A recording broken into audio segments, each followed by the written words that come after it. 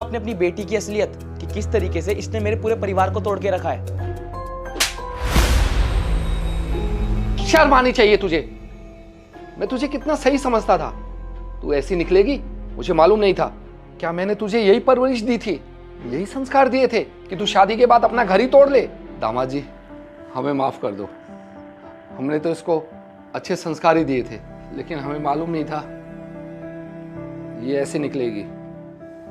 अरे नहीं नहीं पापा जी, आप हाथ मत जोड़िए। लेकिन मैं भी मजबूर था, इसको समझाने का कोई और तरीका भी नहीं था। कितनी बार समझा दिया कि मिलजुल के रहते, पर ये मेरी बात समझती ही नहीं है। अच्छा आप मुझे एक बात बताओ कि कल को आपका बेटा आपको आपके ही घर से बाहर निकाल देगा तो आपको कैसे लगेगा? पापा मैं आज के टाइम में इतना कामयाब हूँ, क्या कुछ नहीं है मेरे पास, सब कुछ है, पर मेरे मम्मी पापा मुझसे अलग रहते हैं सिर्फ इस औरत की वजह से। और कल को भगवान ना करे कि आपके साथ ऐसा हो, तब आपको समझ आएगा कि मेरे माँ बाप को कैसा फील हो रहा होगा।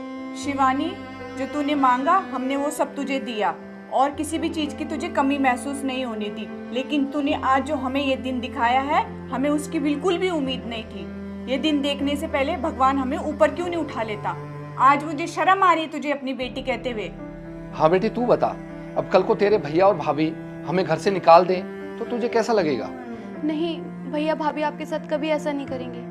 मुझे पता है वो आपसे बहुत प्यार करते हैं। लेकिन वो ऐसा करेंगे, निकाल देंगे हम दोनों को अपने घर से, और वो इस बुढ़ापे में हम दोनों इधर उधर कहाँ भटकते रहेंगे। नहीं नहीं पापा, मैं कभी भी नहीं चाहूंगी कि भैया भाभी आपके साथ ऐसा करें।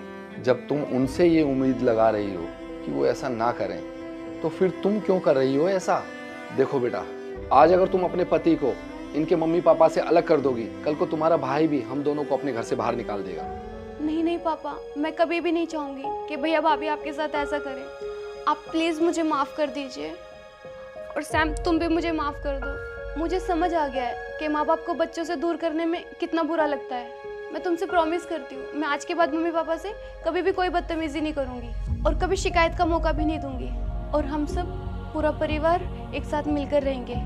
देखो यार, वो मेरे मम्मी पापा है और उनको लेके मेरी कुछ जिम्मेदारी बनती है।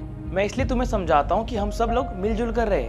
और तुम्हें पता है, माँ बाप का साया जिस घर में होता है ना, उस घर में हमेशा खुशियाँ रहती है। थैंक यू पापा जी, थैंक यू मम्मी जी, आप दोनों ने मेरी मदद करी, तभी जाके ये सब कुछ हो पाया। सही किया बेटा, इसको समझाने का एक यही तरीका था।